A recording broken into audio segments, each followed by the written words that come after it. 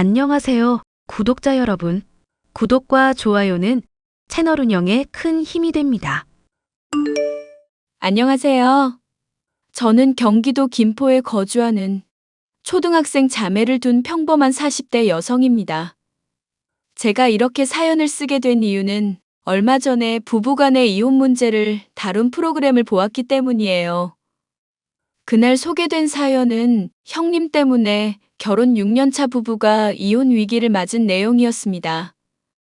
어느 정도 부유한 집안에 시집 온 두 사람은 성격 차이가 분명했는데 형님은 곰 같은 스타일, 동서는 여우 같은 스타일이었어요. 혼전 임신으로 결혼해 아들을 낳은 동서는 시어머니를 꼬셔서 사업 자금을 받아내며 형님을 무시하며 자기가 뭐라도 되는 듯 행동하는 얄미운 사람이었죠. 형님은 시골 소재의 작은 집을 물려받는 조건으로 병든 시아버지를 간병하는 착한 며느리였는데 알고 보니 반전이 있던 사람이었고요. 그 사연이 전부 똑같은 건 아니지만 거기에 나온 동서도 그렇고 상황이 저희 집과 비슷하더군요. 그동안 동서 때문에 상처받고 힘들게 보냈던 시간 생각하면 몇 대라도 더 때려주고 싶은데요.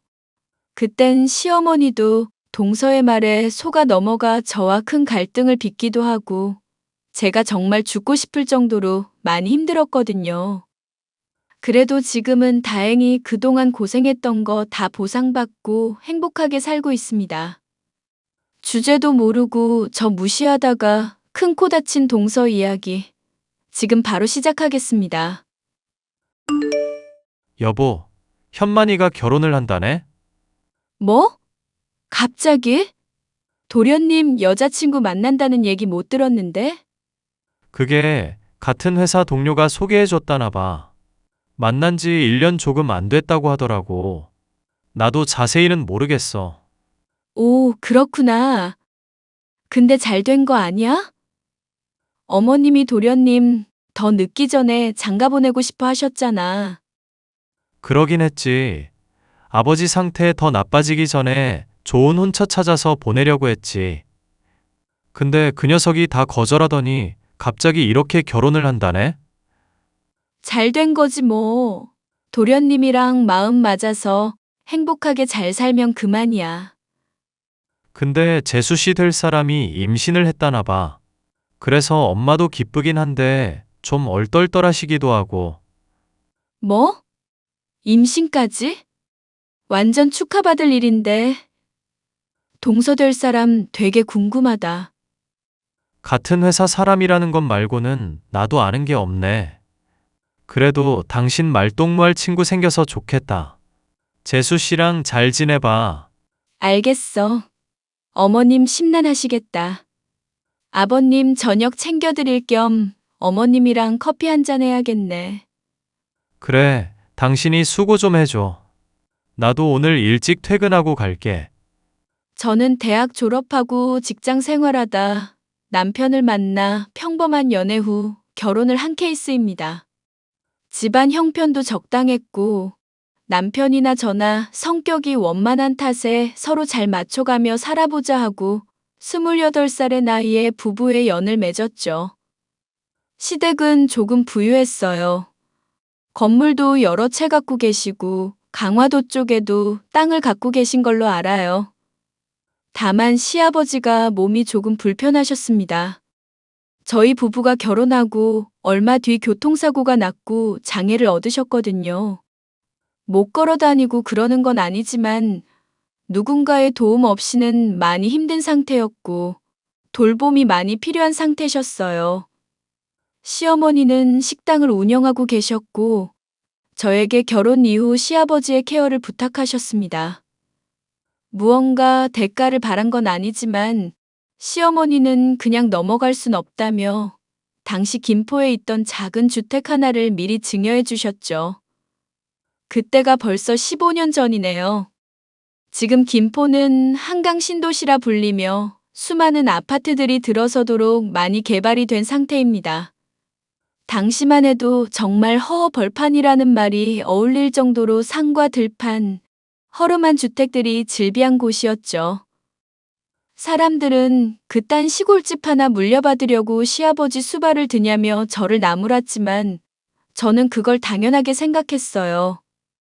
워낙 저를 친딸처럼 아껴주셨고 저도 제 부모님이다 생각하고 열심히 모셨습니다. 동서, 아이 성별 나왔어? 내가 다 기대된다. 우리가 딸밖에 없어서 그런가 가끔은 아들이 부럽기도 하더라고. 지금도 충분히 행복하지만 첫째가 워낙 왈가닥이라 아들 못지않지. 그나저나 서방님은 아들이 좋아요? 딸이 좋아요? 저는 아들이던 딸이던 상관없어요. 그저 건강하게만 자랐으면 좋겠습니다. 저희 두 사람 닮은 아이인데 얼마나 예쁠까요? 형님, 저 아들이래요. 어머니가 많이 좋아하시겠죠? 그래도 집안의 대를 이을 아들 하나 정도는 있어야죠. 형님이 아들 낳았으면 딱인데. 재수 씨, 우린 그런 거 상관 안 해요. 아들이든 딸이든 뭐 어떻습니까? 요즘 시대에 그런 거 따져서 뭐해요. 그저 잘 먹고 잘 살면 그만인 거지. 그래, 당신 가끔 보면 조선시대 사람 같아. 요즘엔 딸 하나만 잘 둬도 열 아들 안 부럽다잖아. 아니지, 말이 다르지. 아들은 장차 집안을 이끌어갈 사람인데 재산 물려받을 때도 한몫하잖아. 근데 형님은 딸만 둘이라 뭐 없겠네요? 저는 보다시피 아들이라. 동서, 무슨 뜻으로 이야기하는 거야? 우린 자식 욕심 없다고 했잖아. 은근 기분 나쁘게 말하네? 어머, 기분 나쁘셨어요? 그러라고 드린 말씀 아닌데. 아니, 솔직히 좀 그렇잖아요. 옛날은 아니라지만 어머님, 아버님이 옛날 분이신데 당연히 떡두꺼비 같은 손자 안겨드려야죠. 암만 손녀 안겨드리면 뭐해요? 당신 왜 그런 말을 해? 지금 형수님한테 말 실수하는 거야. 동서, 지금 그렇게 말하는 이유가 뭐야? 나 들으라고 하는 소린 줄은 알겠는데 선은 넘지 말자. 요즘 세상에 아들 못 낳았다고 구박받는 며느리가 어딨어? 동서 임신도 한마당에 큰 소리 나게 하기 싫으니까 더 이상 말하지 말자. 기분 좋게 만나서 이게 뭐야? 형수님, 제가 대신 사과드릴게요. 이 사람이 요즘 감정 기복이 심해서 생각 없이 내뱉은 말 같은데 마음에 담아두지 마시고요. 아니에요. 서방님이 신경 쓰실 일 아니에요. 아무튼 동서, 몸조리 잘하고 나중에 보자. 동서는 아들을 가졌다는 자부심이 대단했습니다. 솔직히 요즘 세상에 누가 아들, 딸 차별한답니까? 다 똑같은 제 자식들이고 조선시대도 아닌데 대를 잇는다면서 핏줄을 운운하는데 참 기가 차더라고요. 아마 그때부터 동서가 얄밉기 시작했을 겁니다. 몇 개월 뒤 동서는 건강한 아들을 출산했고 이때다 싶었는지 온갖 호사를 누리기 시작하더라고요. 연예인들이나 유명한 사람들만 간다는 강남의 산후 조리원부터 고가의 육아 용품들까지 난리법석이었죠. 하지만 그게 뭐 욕먹을 짓도 아니고 내 자식한테 좋은 거 다 해주고 싶다는데 굳이 말릴 이유도 없었습니다. 동서는 조리원을 퇴소하고 나서 직접 육아를 해야 했기에 연락도 뜸해지고 조용히 지내더라고요. 그래도 가족이랍시고 힘들어하진 않을까 내심 걱정이 되었고 종종 아이를 봐주기도 하고 육아하느라 밥도 제대로 못 챙겨 먹을 것 같아서 반찬국 찌개 등을 해다 날랐습니다. 시어머니는 몸에 좋은 영양제, 보약까지 해다 바치셨고 동서는 당연하다는 듯이 받아들였어요. 아이를 낳고 얼마의 시간이 흐른 뒤 동서는 저에게 사사건건 시비를 걸어왔습니다. 형님, 이번에 조리원 동기 모임하는데 형님은 이런 모임 안 나가세요? 나는 잘 안 나가게 돼. 그래도 다른 엄마들이랑 종종 연락하고 필요하면 서로 찾고 그래. 가까이 사는 것도 아니고. 그래도 형님 너무 집에만 계세요. 저처럼 대외 활동도 좀 하셔야죠. 아버님도 돌봐드려야 하고. 아버님이랑 있다가 애들 오면 애들 케어해줘야지. 바깥으로 나돌아다닐 시간이 없지. 그러다 형님 청춘 다 놓쳐요. 아이는 아이고, 아버님도 매 시간 붙어 있어야 하는 거 아니면 형님도 형님만의 시간을 보내세요. 그러다 펑퍼짐한 아줌마 된다고요. 뭐? 어쩔 수 없는 상황이잖아. 자꾸 그런 식으로 말하지 마. 나도 사람이라 나가서 놀고 싶지. 그런데 가족이 더 우선시 되어야지. 어휴, 답답해라. 형님 솔직히 지금 살 엄청 찐 거 아시죠? 저처럼 운동이라도 하시던가. 그렇게 정성 쏟아부으면 누가 알아주기라도 한대요? 동서는 가만 보면 사람을 긁는 스타일이네. 내일에는 신경 끄고 할 거 해. 도와줄 거 아니면 그렇게 비꼬지도 말고. 알겠어? 왜 화를 내세요? 그 코딱지만한 집 물려받았다고 건물주라도 되는 모양이죠? 저는 곧 사업 시작할 거예요. 대를 이을 아들까지 낳아줬는데 어머님이 그 정도는 해주시겠죠. 아무튼 형님, 즐기면서 사세요. 그래, 동서. 말이라도 고맙다. 동서는 그 뒤로 보란 듯이 시어머니에게 온갖 알랑방귀를 뀌어대기 시작했습니다.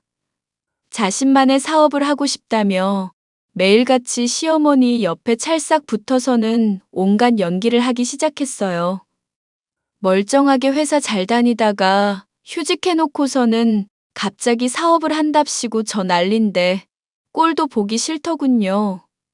하지만 울며 불며 매달리기에 시어머니는 그 상황이 난처하셨는지 마지못해 사업 자금을 빌려주기로 하셨어요. 동서는 그 돈으로 베이커리 카페를 오픈했고 사업은 큰 성공을 거두었습니다.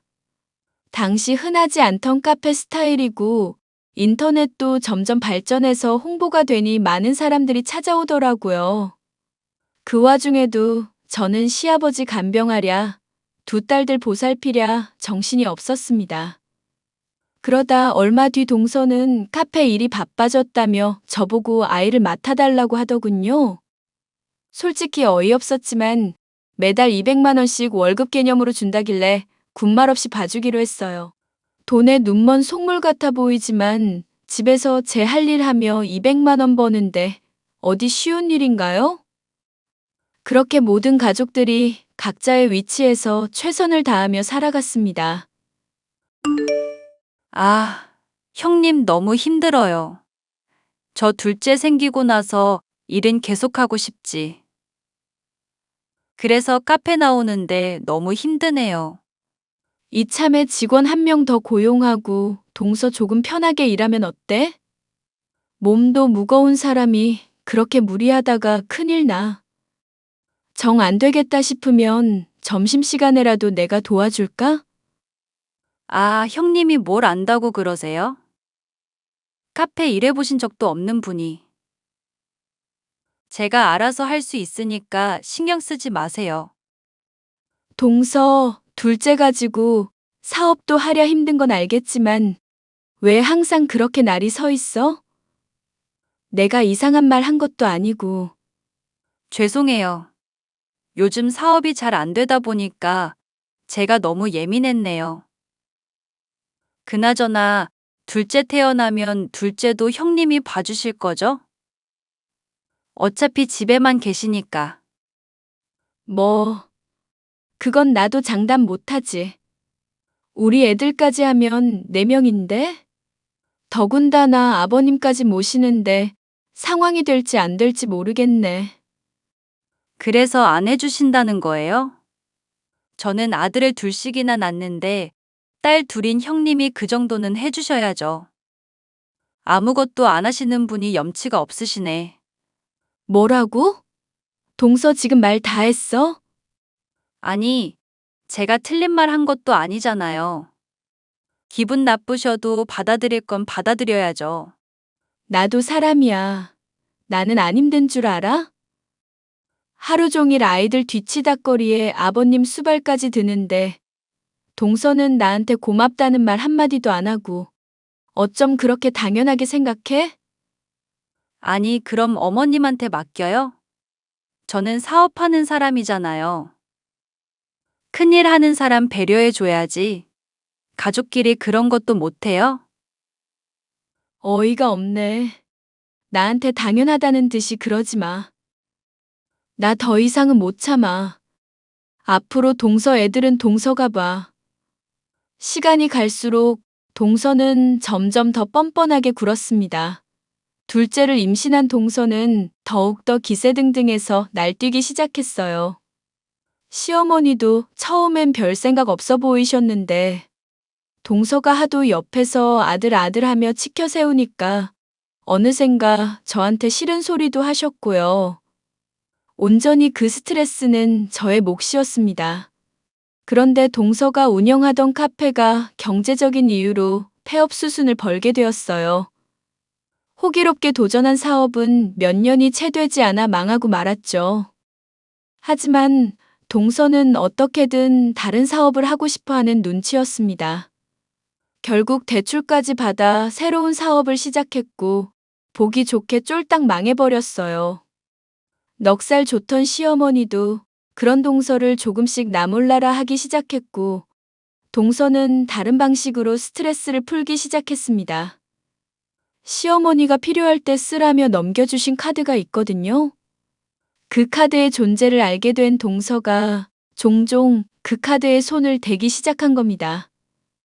처음 한두 번은 대출금 막느라 돈을 다 써버렸다며 아이 물건을 사야 하는데 돈이 모자라다는 이유로 갖다 썼던 게 점차 대범해지더군요.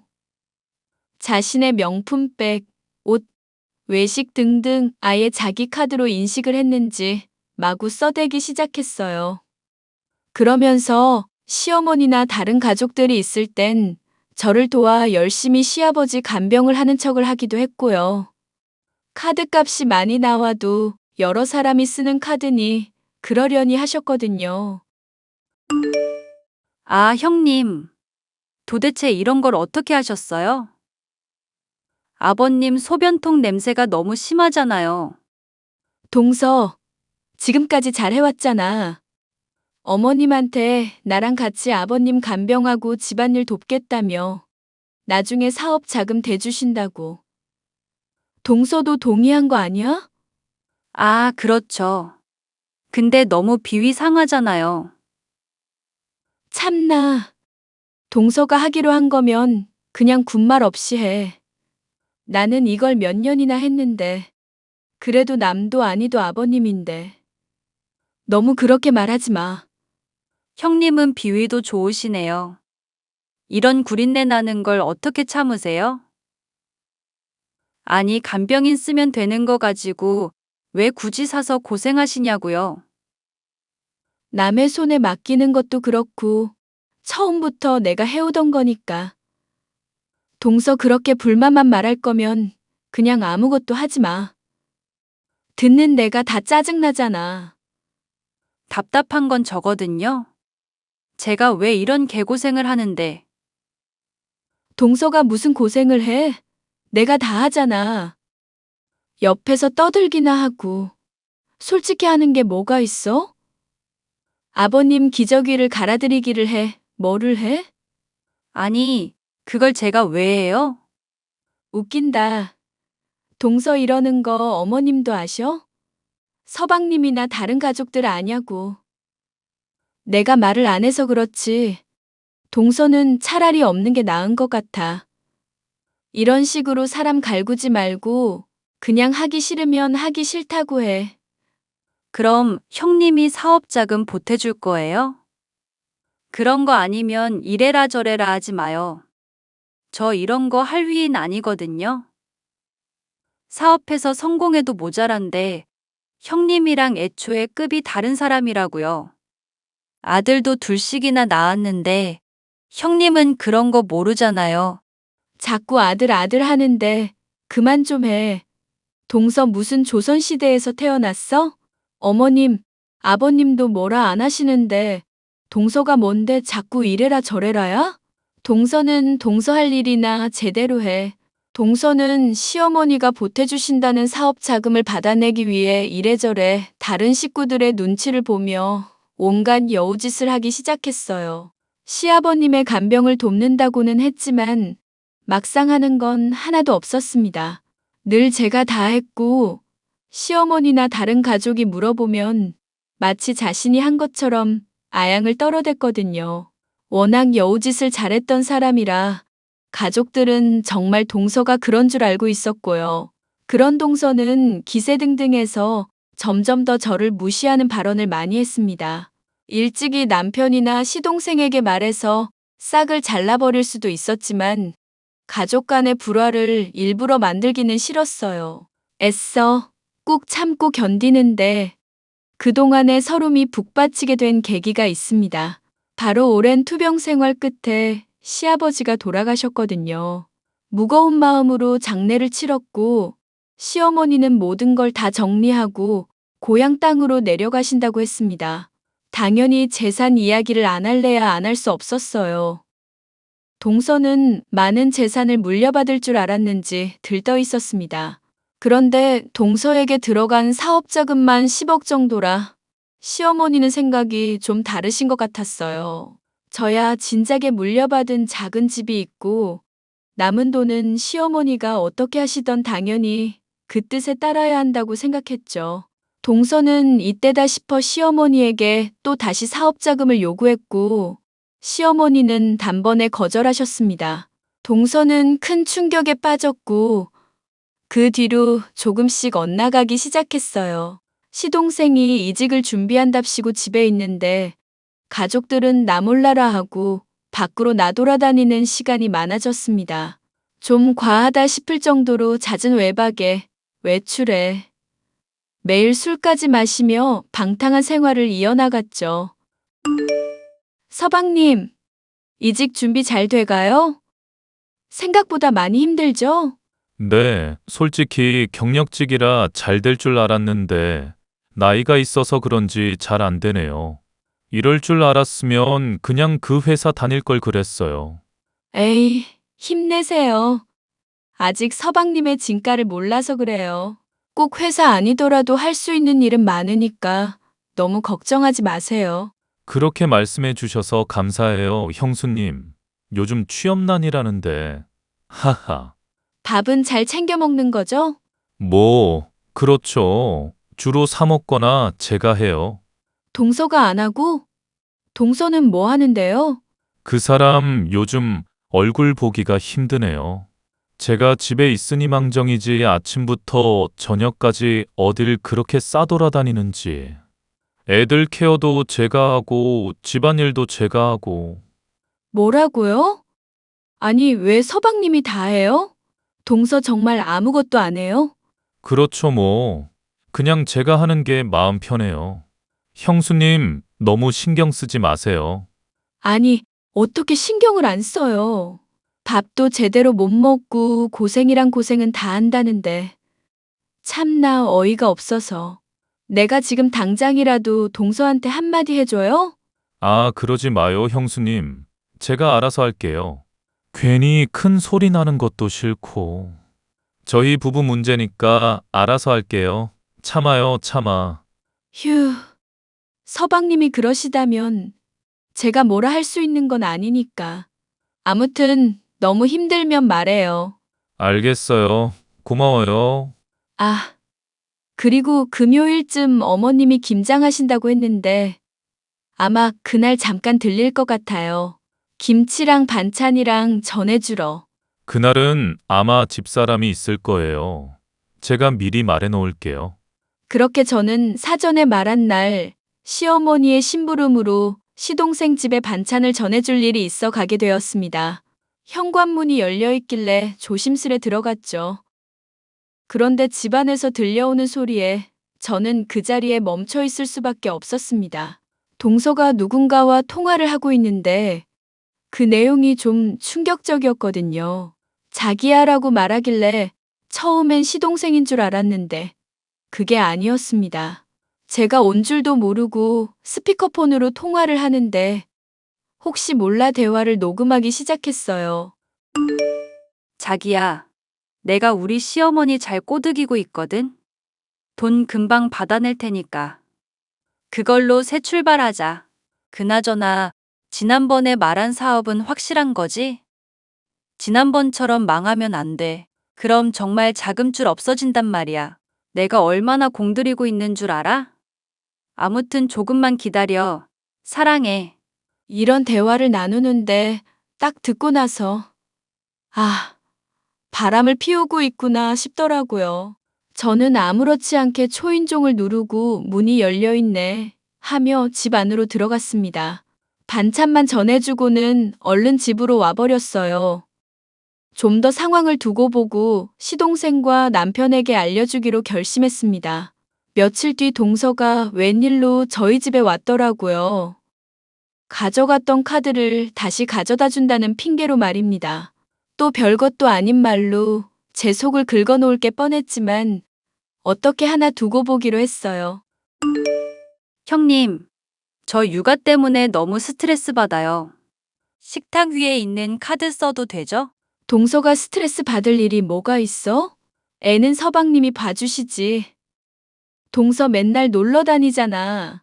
뭐라고요? 형님 잘 알지도 못하면서 왜 그런 말을 하세요? 내 말 틀렸어? 맨날 서방님이 애들 등원시키고 저녁밥도 먹이고 집안일도 다 한다며. 동서는 아침부터 나가잖아. 저 미행하세요? 그리고 제가 그러든 말든 무슨 상관이세요? 그럼 저 같은 사람이 집안에 틀어박혀서 육아만 하라는 말씀이세요? 못할 건 뭔데. 할 말 없으면 그냥 나가. 아니, 손님이 왔는데 커피라도 한 잔 타주시죠. 뭐 그렇게 매정하실까? 알아서 타 마시던지. 그리고 그 카드 언제 또 쓸 거야? 이번에 우리 냉장고 바꿔야 해서 이번 주에 보러 가야 하거든. 언제 쓸 건지 미리 말해. 그래야 서로 안 겹치지. 뭐 주말 정도에 또 쓰겠죠?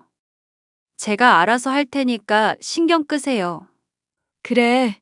그리고 어머님, 이제 일 안 하시니까 동서 개인적으로 사치 부리는 건 그만해. 나 이거 어머니한테 허락받고 사는 거야. 아, 네네, 알겠어요. 사실 벌써 300 정도 긁었거든요. 이거 한도 1,000만 원 아니에요? 뭐, 알아서 잘 쓰세요. 앞으로는 말하고 쓰란 말이야. 내가 매번 둘러대주는 것도 한두 번이야. 아버님 간병할 땐 그러려니 했는데 지금은 아니잖아. 아, 생각난 김에 한 번 더 써야겠다. 내일까지 쓰고 돌려줄게요. 적당히 좀 해. 어휴, 나도 모르겠다. 동서 마음껏 써. 네? 반응이 왜 그래요? 뭘? 마음껏 쓰라니까. 난 이제 동서 신경 안 쓸래. 역시나 조금이라도 기대했던 제가 바보였습니다. 동서는 아무 일도 없는데 저를 갈궈대더군요. 바람 피운다는 사실을 알아서 그런지 동서가 더 괘씸하고 얄미워 보였습니다. 저는 결국 제가 알고 있는 모든 걸 알려주기로 했어요. 며칠 뒤 남편과 시동생을 불렀고 모두가 모여있는 자리에서 녹음 파일과 카드 거래 내역을 보여주었습니다. 동서는 숙박업소며 백화점이며 안 다닌 곳이 없었어요. 모든 사실을 말하자 시동생은 적잖은 충격을 받은 모양이더라고요. 제 말을 듣더니 한참을 아무 말 없이 있다가 이만 가보겠다고 하고는 집을 나서더라고요. 혹여나 무슨 일이 생기는 건 아닐까 노심초사 걱정이 되었습니다. 서방님, 무슨 일 생기는 건 아니겠지? 괜히 말했나? 아니야, 잘했어. 현만이도 알 건 알아야지. 나도 재수 씨 좀 찝찝했거든.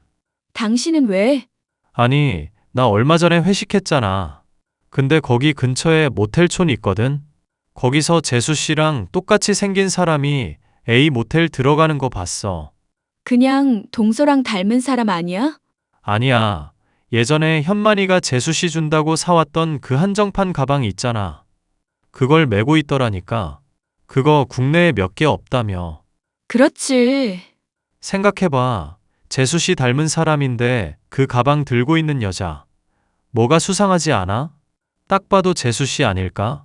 와, 동서 그렇게 안 봤는데 너무하네.